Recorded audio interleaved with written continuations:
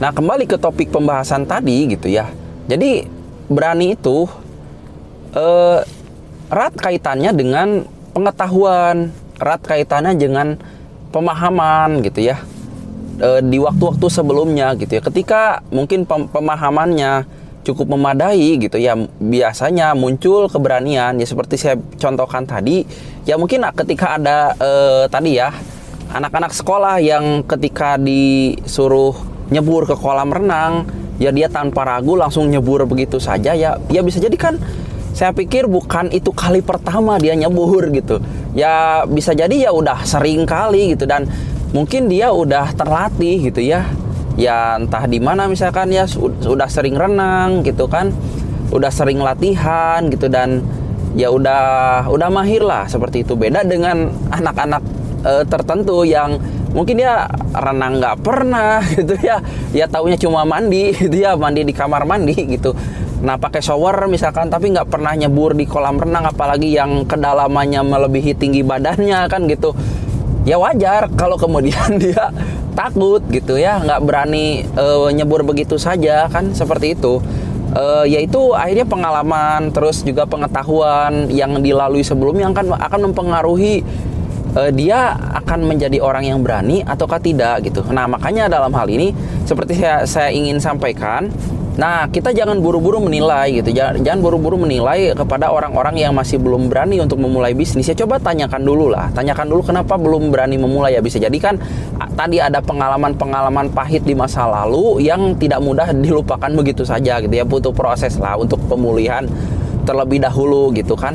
Nah, tapi bagi orang-orang yang memang sudah mantap gitu, sudah berani untuk memulai gitu ya, ya mudah-mudahan bisa segera mencapai apa ya, perkembangan gitu ya, perkembangan yang memang diharapkan kan, seperti itu.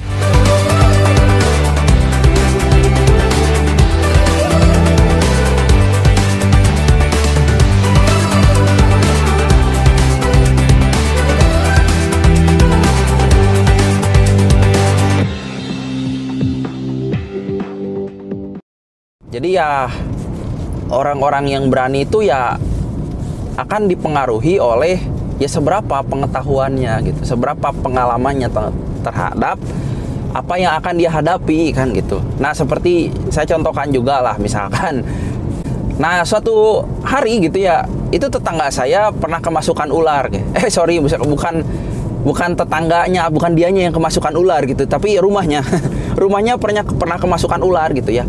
Dan ketika tahu ada ular masuk di situ gitu, dan memang ularnya cukup panjang gitu, cukup panjang dan juga cukup gede gitu ya, nggak gede seperti piton atau anaconda lah gitu, tapi ya cuma segede ini tangan bayi lah gitu. Tapi kan lumayan ya gitu, kalau sampai dipatuk gitunya, orang-orang ya pada takut pada akhirnya gitu ya. Dan ketika tahu ada ular masuk ke situ ya, banyak orang yang lari terbirit-birit. Bahkan ada orang yang sebenarnya saya kenal, dia itu pemberani gitu pemberani gitu ya, kalau sama orang-orang itu berani nantangin berkelahi gitu ya.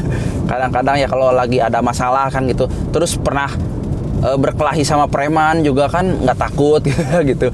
Nah, tapi ketika ada ular ya lari terbirit-birit gitu ya. Wah, jadi seketika figur dia itu turun banget gitu.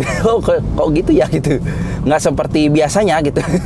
Nah, dan ya pada akhirnya karena banyak orang panik, jadi bingung ini kira-kira gimana gitu ya. Nah, saya sudah sarankan untuk ya ayo telepon aja pawang ular kan gitu, gampangnya biar bisa ditangani gitu ya ketika ada ular masuk ke rumah gitu ya. Tapi karena ya mungkin nggak mau berlama-lama juga ya, dan mungkin ya karena orangnya juga secara ekonomi kurang gitu ya. Jadi kalau nanti telepon pawang ular takut bayarnya mahal misalkan. Nah, pada akhirnya ya ditangani sendiri gitu ya, ya dengan ya rariweuh tepuguh gitu kan, ya dengan ya gerasak gerusuk gitu ya, ya ambil apapun yang bisa digunakan untuk membunuh ular tersebut gitu ya, ya dilakukan gitu kan. Nah, ya sayang sekali sih, saya sih nggak pengen ya gitu ularnya dibunuh gitu, tapi ya gimana, mungkin mereka juga udah kepalang ketakutan gitu ya, ya sampai ularnya pada akhirnya dibunuh gitu. Nah, yaitu karena orang-orang itu kan bisa jadi takut gitu ya. Tapi bagaimana dengan seperti pawang ular kan gitu ya. Ya ketika saya lihat misalkan contoh kayak siapa ya? Ya itu Panji Petualang kan tiap hari mungkin dia bercengkrama dengan ular gitu ya. Ular dililit-lilitkan di badannya gitu, dicium-cium kan gitu ya. Kayaknya nggak ada takut-takutnya tuh orang. Ya beda sama kita gitu. Nah, baru tahu ada ular aja langsung pengennya lari kan gitu. Nah, itu saya pikir kan tentu ada proses ya gitu. Seorang pawang ular gitu ya, dia berani untuk mencium-cium ular gitu, berani untuk melilit-lilitkan ular di badannya gitu ya. Ya pasti dia karena tahu kan gitu. Karena tahu bagaimana caranya menangani ular gitu. Terus juga sudah banyak melakukan latihan-latihan penanganan ular kan gitu. Nah, kenal juga dengan karakteristik ular gitu kan.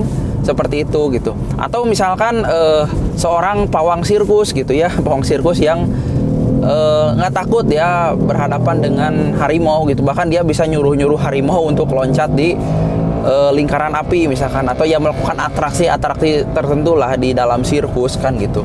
Nah, beda sama kita misalkan gitu ya. Kalau kita disuruh lawan harimau gitu, ya kira-kira gimana gitu kan? Ya pasti takut gitu. Ya kita kan selama ini mungkin tahu harimau cuma di TV gitu. Cuma di TV, di tayangan-tayangan apa ya, fauna kan gitu. Nah, atau kalaupun lihat secara langsung cuma di kebun binatang, dan itu pun ada kerangkengnya gitu kan. Kita nggak pernah apa ya berani berpelukan langsung gitu ya. Nah, dan nggak pernah dilatih juga kan. Ya pasti takut gitu. Dan kita kan nggak bisa mengatakan, kamu takut sama harimau gitu, kamu penakut, kamu pengecut gitu. Ya nggak bisa kayak gitu juga ya. Ya wajar lah, wajar kemudian takut, wajar kemudian nggak berani, karena ya tidak punya pengetahuan bagaimana caranya menangani harimau gitu. Beda dengan mungkin ya tadi pelatih di sirkus gitu, atau ya tadi pawang ular gitu ya. Nah, ya saya contohkan seperti itu. Nah, terus bagaimana kalau misalkan supaya nggak takut, supaya pada akhirnya berani? Ya cari tahu gitu ya. Ya tadi kalau kita ingin bisa menaklukkan ular, menaklukkan harimau gitu ya, ya cari tahu bagaimana caranya kepada orang-orang yang ahli gitu ya. Kalau perlu berlatih gitu ya di tempatnya gitu. Bagaimana cara menghadapi ular, menghadapi harimau kan gitu. Ya kalau kita nggak berlatih, nggak punya pengetahuan, tiba-tiba langsung berhadapan face to face dengan harimau, ya itu sama halnya dengan bunuh diri, sama halnya dengan ya udah siap store nyawa lah gitu ke malaikat Ijroil kan gitu. Nah, jadi seperti itu ya. Kembali ke topik bisnis tadi, ketika kita melihat ada orang-orang yang belum berani gitu ya, takut untuk memulai bisnis, ya jangan buru-buru menilai, jangan buru-buru menjat, wah dia penakut, wah dia pengecut gitu ya. Enggak gitu ya, kita tanyakan dulu kenapa gitu ya, kenapa ya kok nggak berani, kok masih nggak mulai-mulai bisnisnya gitu ya. Ya tanyakan, mungkin saja dia pernah ada pengalaman traumatis, pernah ditipu misalkan, pernah rugi dalam jumlah yang sangat besar, padahal misalkan uangnya itu dikumpulkan dari hasil bekerja selama bertahun-tahun kan gitu ya. Ya wajar kalau kemudian apa ya, bayangan-bayangan tentang keterpurukan, tentang kegagalan itu akan muncul gitu ketika dia mau untuk mulai bisnis gitu ya. Nah, makanya kalau misalkan menghadapi orang seperti itu, ya pada akhirnya kalau memang kayaknya dia masih ingin untuk berbisnis tapi masih ada keraguan-keraguan, masih ada ketakutan-ketakutan, ya diberilah pemahaman yang benar, yang apa ya, yang objektif lah gitu, yang rasional kan, misalkan ya, bahwa kalau kemudian bisnis itu mulai lagi gitu ya insya Allah nggak akan gagal lagi, misalkan nggak akan terpuruk lah gitu ya. Ya kalau sebelumnya pernah ada pengalaman rugi sampai puluhan juta atau ratusan juta misalkan ya sudah, sekarang kalau mau mulai bisnis ya mulailah dengan modal seadanya gitu ya. Jangan pakai modal yang gede-gede dulu lah gitu ya, sambil hitung-hitung latihan gitu ya. Bisnis jadi cuma modal kemampuan gitu ya, kemampuan menjual gitu ya. Belajar dulu jadi reseller, belajar dulu jadi dropshipper gitu kan, ya bisa kan kayak gitu. Nah, jangan buru-buru pakai modal yang terlalu besar, supaya ya kalaupun terjadi apa ya, kegagalan atau kerugian gitu ya, nggak sampai boncos-boncos amat lah. Nah seperti itu gitu ya.